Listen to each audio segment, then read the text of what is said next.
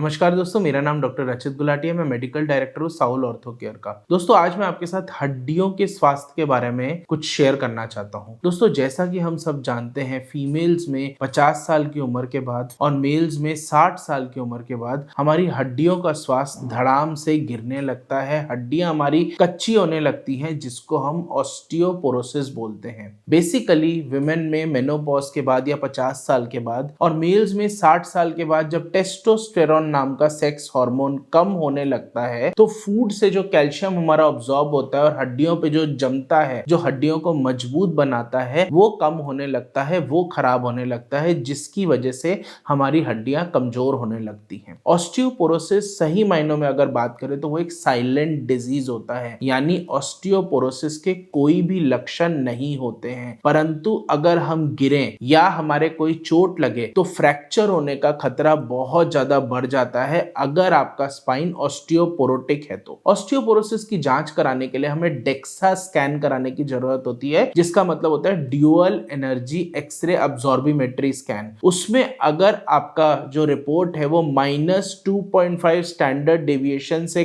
कम अगर है तो आप ऑस्टियोपोरोसिस की श्रेणी में आते हैं। दोस्तों, आज मैं आपको कुछ ऐसे इंपॉर्टेंट उपाय बताऊंगा कि आप ऑस्टियोपोरोसिस से बच सकते हैं, उम्र दराज होने के बाद भी अपनी हड्डियों का स्वास्थ्य मेंटेन कर सकते हैं। दोस्तों, पहला इंपॉर्टेंट टिप है कि अपने वजन को नियंत्रण में रखना, that is to maintain your weight. अक्सर हम देखते हैं जैसे जैसे हमारी एज बढ़ती है हम एक्सरसाइज कम करने लगते हैं। एक्सरसाइज कम करने की वजह से हमारा वजन बढ़ने लगता है और वजन बढ़ने से अल्टीमेटली जो सारा का सारा प्रेशर आता है हमारे जोड़ों पे आता है, हमारी हड्डियों पे आता है। पर्टिकुलरली अगर हम रीढ़ की हड्डी की बात करें या लोअर लिम्ब की हड्डियों की बात करें तो क्या आप जानते हैं कि 1 किलो अगर आपके शरीर में वजन बढ़ता है तो 4 किलो प्रेशर आपके घुटने के ऊपर आ जाता है। तो आप समझ सकते हैं यदि एक पर्टिकुलर एज के बाद आपने 5 किलो अगर अपना वजन बढ़ा लिया तो 20 किलो तक का प्रेशर घुटनों पे एक्स्ट्रा आ सकता है, जिससे आपको दर्द और दूसरी तकलीफें हो सकती हैं। दोस्तों, दूसरा इंपॉर्टेंट टिप होता है एक्सरसाइज रेगुलरली। जैसे हम एक्सरसाइज की बात सुनते हैं हमारे दिमाग में एरोबिक एक्सरसाइजेस आती हैं, जैसे swimming, cycling, skating, running, dancing, sports इत्यादि। ये सब एक एरोबिक एक्सरसाइजेस होती हैं, पर ऑस्टियोपोरोसिस को प्रिवेंट करने के लिए एरोबिक एक्सरसाइजेस के साथ साथ रेगुलर स्ट्रेंथनिंग एक्सरसाइजेस करना बहुत जरूरी होता है।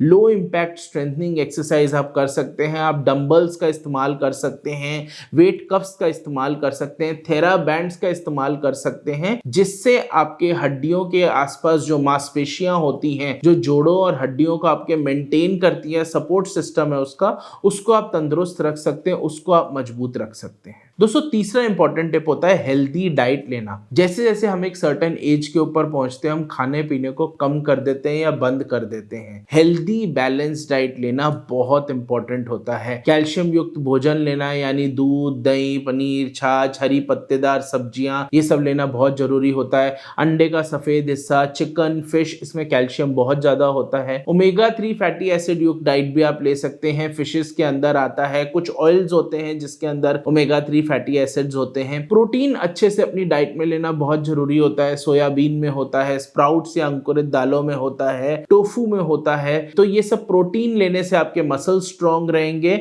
और कैल्शियम युक्त डाइट लेने से आपकी बोन स्ट्रांग रहेंगी। तो हेल्दी बैलेंस डाइट लेना बहुत इंपॉर्टेंट हो जाता है एक सर्टेन एज के बाद। दोस्तों, अगला इंपॉर्टेंट टिप होता है एप्सम सॉल्ट अपनी डाइट में आप इंट्रोड्यूस कर सकते हैं। एप्सम सॉल्ट एक टाइप का नमक होता है जो मैग्नीशियम युक्त होता है। हम जब हड्डियों के स्वास्थ्य की बात करते हैं तो हम कैल्शियम की बात करते हैं, फास्फोरस की बात करते हैं, विटामिन डी की बात करते हैं, पर अक्सर हम मैग्नीशियम को भूल जाते हैं। मैग्नीशियम एक बहुत इंपॉर्टेंट एलिमेंट है हड्डियों के स्वास्थ्य को मेंटेन करने के लिए, तो आप एप्सम सॉल्ट को अपनी डाइट में जरूर इनकॉर्पोरेट कीजिए। दोस्तों, अगला इंपॉर्टेंट टिप होता है एंटीऑक्सीडेंट्स अपनी डाइट के अंदर भर के लीजिए। कुछ ऐसे एंटीऑक्सीडेंट्स होते हैं जो आपकी किचन में रेगुलरली पाए जाते हैं, जैसे हल्दी या टर्मरिक, उसके अंदर कुरकुमिन होता है जो कि एंटी इंफ्लेमेटरी होता है, एंटीऑक्सीडेंट्स होता है। वो ऐसे फ्री रेडिकल्स को अपनी बॉडी से बाहर निकालता है जो आपकी हड्डियों के स्वास्थ्य को खराब कर सकते हैं। उसके साथ साथ काली मिर्च की अगर बात करें उसके अंदर पाइपरीन होता है। जिंजर या अदरक की बात करें तो ये सब अच्छे एंटीऑक्सीडेंट, एंटी इंफ्लेमेटरी होते हैं जिन्हें आप भर के अपनी डाइट में ले सकते हैं। दोस्तों अगली बात आती है विटामिन डी का खास ख्याल रखना बहुत जरूरी है। समय समय पे अपने विटामिन डी के लेवल्स को चेक कराते रहें। 30 से ऊपर विटामिन डी का लेवल होना बहुत जरूरी होता है। 20 से नीचे डेफिशिएंसी होती है और 20 से 30 के बीच में इनसफिशिएंसी होती है। 30 से ऊपर विटामिन डी नॉर्मल होता है। विटामिन डी युक्त डाइट के साथ साथ एक फ्री सोर्स विटामिन डी का अवेलेबल होता है जो कि होती है धूप या सनलाइट। तो सुबह 9 से 11 बजे के बीच में 15 मिनट के लिए 15% अपने शरीर को धूप दिखाना या सनलाइट दिखाना बहुत जरूरी है। तो शरीर खुद ब खुद विटामिन डी आपकी बनाता है। आखिरी और सबसे इंपॉर्टेंट टिप है, यदि आपकी हड्डियों का स्वास्थ्य खराब है या उसको इंप्रूव करना चाहते हैं तो डॉक्टर को अवश्य दिखाएं, जांच कराएं। उससे आपको आइडिया मिलेगा कि आपकी हड्डियों का स्वास्थ्य कितना खराब है। जो मैंने पहले टिप्स दिए उसको तो यूज कीजिए, वरना डॉक्टर से जरूर मिलिए। कुछ ऐसी दवाइयां भी होती है जो आपके ऑस्टियोपोरोसिस को प्रिवेंट कर सकती है। आजकल नए कुछ ऐसे इंजेक्शंस आने लगे हैं जो कि आपकी हड्डियों को रिवर्स करके अच्छा भी बना सकते हैं। यानी ऑस्टियोपोरोसिस की वजह से जो बोन रिजॉर्प्शन है उसको ही सिर्फ कम नहीं करेंगे बल्कि बोन फॉर्मेशन को भी प्रमोट करेंगे। तो दवाइयों के बहुत सारे आजकल ऑप्शंस है, डॉक्टर से जरूर मिलिए। आप साउल ऑर्थो केयर के पेन मैनेजमेंट सेंटर पे आके अपने आप को दिखा सकते हैं। ऐसे और जानकारी भरी वीडियोस देखने के लिए इस चैनल को जरूर सब्सक्राइब करें और इस वीडियो से रिलेटेड आपका कोई भी कमेंट है तो बेझिझक कमेंट बॉक्स में टाइप करें। Thank you.